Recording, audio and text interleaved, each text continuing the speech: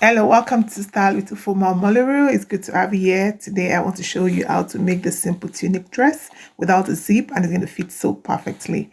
So for this particular tutorial, I'm going to be needing my 3 yards of ankara fabric because it's a plus size, my ruler, my chalk, a blue matching fabric. I'm going to be using crepe and my pair of scissors as well. So if it's a smaller size, then 2 yards will be okay. And you also need your fusible interfacing, or what we call gumstay, to be able to do this project. So if you are new on my channel, don't forget you need to subscribe to keep seeing my videos as they post. So now I'm going to fold my fabric into 4, and you need to fold your fabric in a way that would flatter or will look nice after sewing. So you can see I'm placing my fabrics vertically, and I'm cutting off the selvage edge, because if you don't remove that, most times you see it after sewing.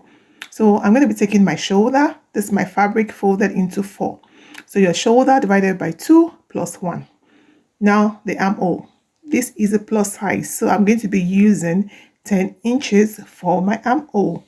So I just got the length of my armhole, and I'm going to use a ruler to draw lengthwise, then also the width. So I form like an L shape. And once the L shape is gotten, then I can make my curve just before I get to the end of the L.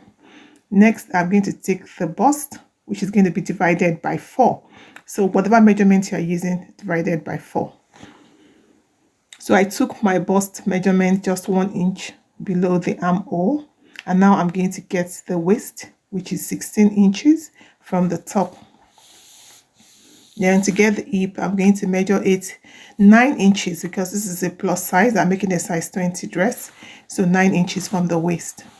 So now I'm going to divide each of those measurements by 4. The bust by 4, the waist by 4, the hip also by 4. Now, since this dress has no zip, the bottom has to be the same thing as the hip.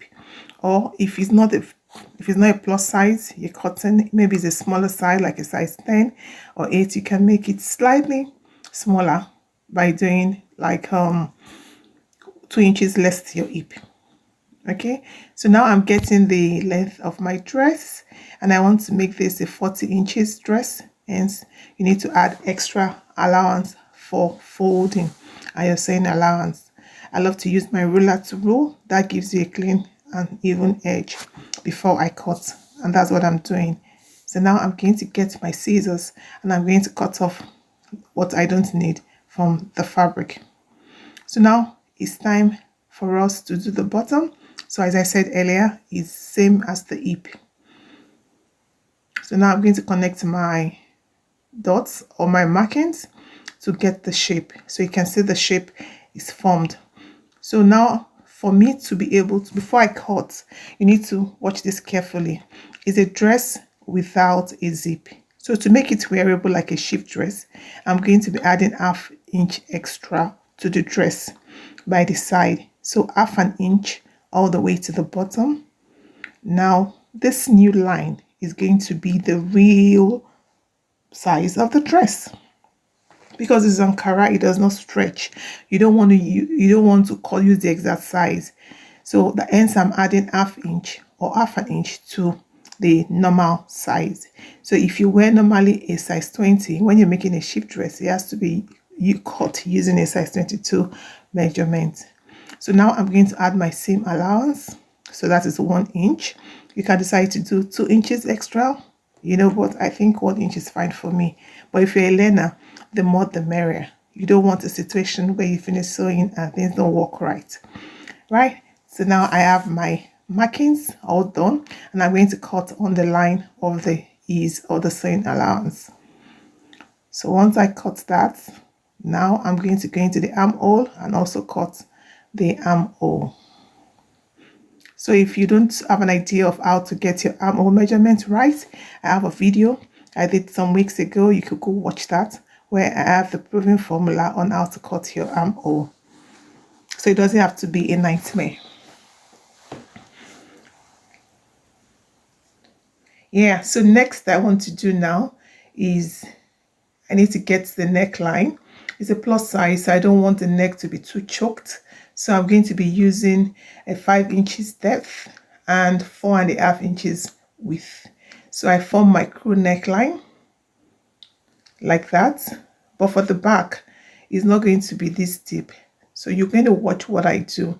So that's for my shoulder slope, which is 1 inch from the edge of the shoulder, but it has nothing to do with the neckline. So it's just a slant on the outward part to make your dress sit well on you. So I'm going to take that off. Yeah. So now to cut off the neckline at the back, before I take the front part off, I'm going to take off 1 inch while both the front piece and the back piece are together. So that's the neckline for the back. Before I take it off the front piece to cut the neckline, I want to mark where my pocket is going to start from. So since it's a plus size, I'm using 19 inches. Some you can use 17 or 16, 17, 18 or 19, depending on your size. So now that I've cut the back neckline, I'm just going to carefully lift that out and refold the front piece in order for me to bring down the neckline.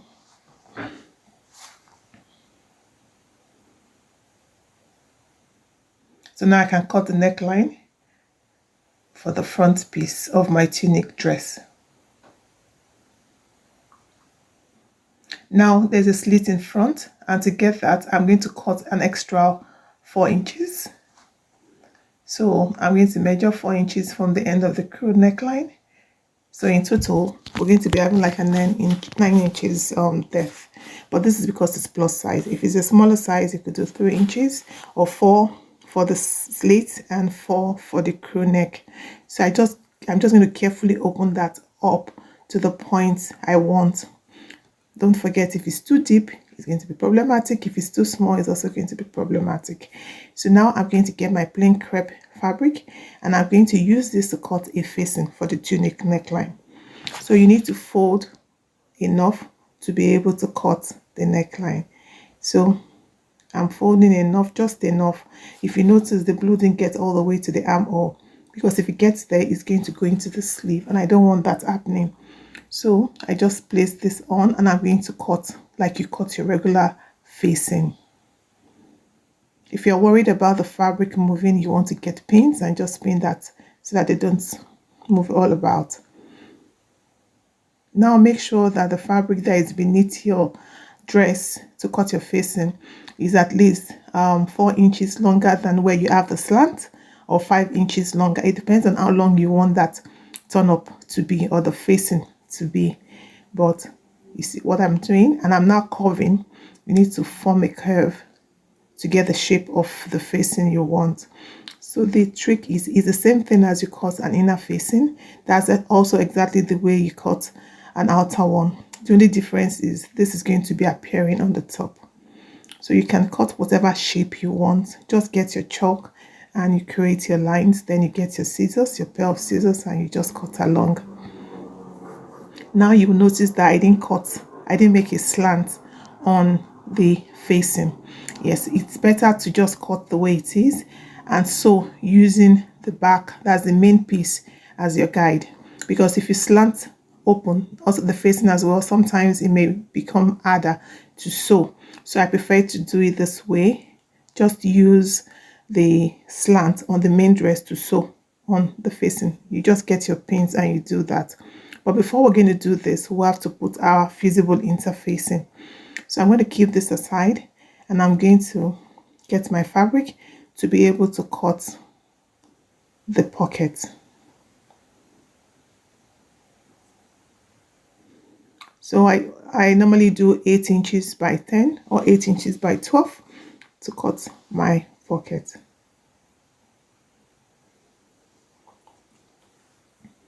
So you just slant one side of the pocket so it's not too bulky inside the dress. So you need 2 pieces of this. And you open up the other side, because normally they are supposed to be all open, but if you know what you're doing, you can open just the top part of the side of the pocket. So now I need to cut the facing for the back piece as well. You don't want to forget that. Or you can decide to use a bias trimming. You can do what works for you. But I always think that using a facing makes it neater and more professional, especially when you're learning to sew and you maybe you find that you still struggle with your stitches. So it's possible, it's better to just go with your facing. So you cut exactly the way you cut your normal facing. Okay, exactly the same neckline, the same top, shoulder top. The top of the shoulder has to be the same as well. So now make sure that your back facing and your front facing are of the same width. You don't want a situation where the back facing is longer or is wider than the one in front. So that's why I'm using the front facing as my guide to cut the right width.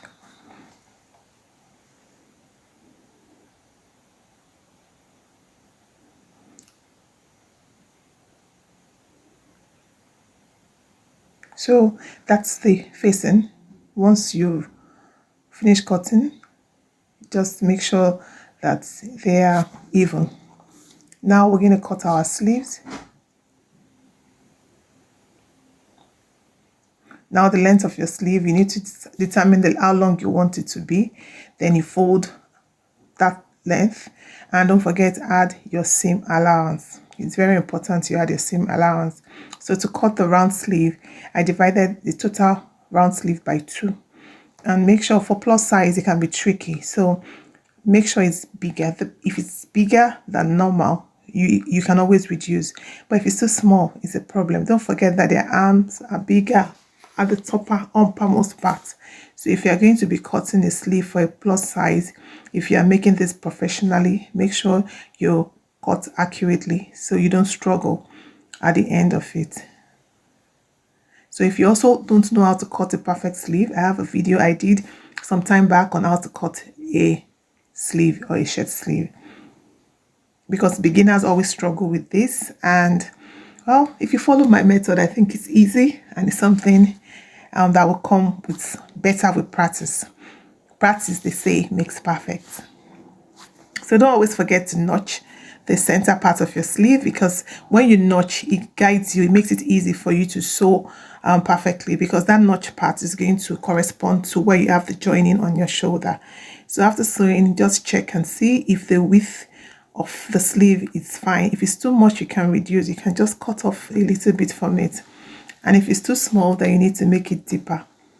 That's why I say you go big, then you can always trim. But if it's small, you don't want to know what happens. It can really discourage you. Okay, now I've added my fusible interfacing to my facing. That's my gumstay. And now I'm just trimming the edges to make sure they are nice and trim. So I would advise you use a soft fusible interfacing. You don't want to use the hard one or the hard gumstay, because if you use the hard one, it may be difficult. It won't sit well because it's a soft fabric.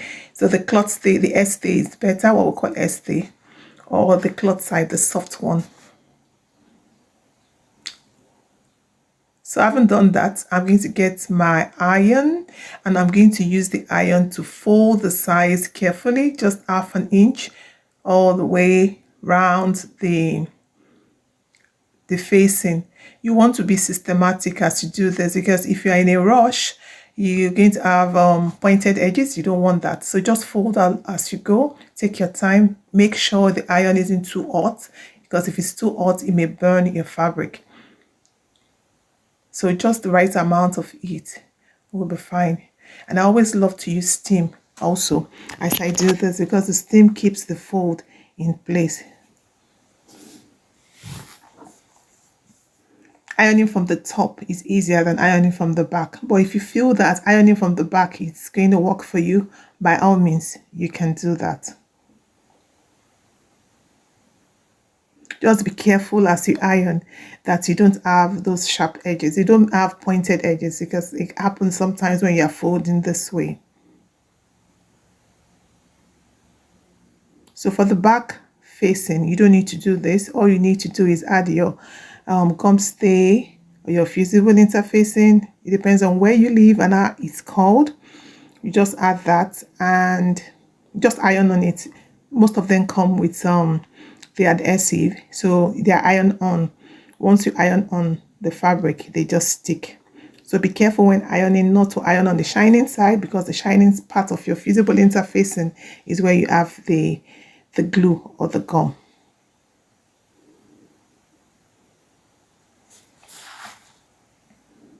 Yeah, right, so that's done, and you can now turn this over on your table and still use your iron to give it more ironing to make it firm. So if there's a point, or if there's a part of it that you see is not smooth, or is having some pointed edges, you can now use your iron to correct that on top of the fabric. And that's exactly what I'm doing. So iron on to keep everything down and in place.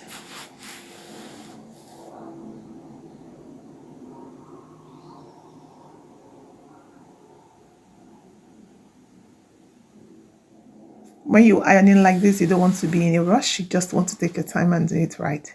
So now it's ready to be stitched up onto the front piece. So once you stitch on it, you put this right side facing the back, the wrong side of the dress. So you stitch from the inside.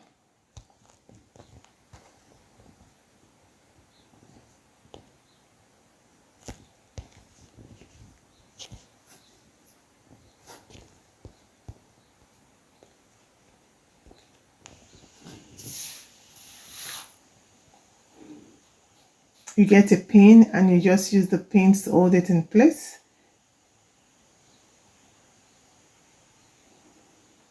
Make sure the neckline corresponds. You don't want a situation where it's moving or it's not on the right part or in the right position, because that can affect the sewing. So I'm pinning all over. Pin as much as you want.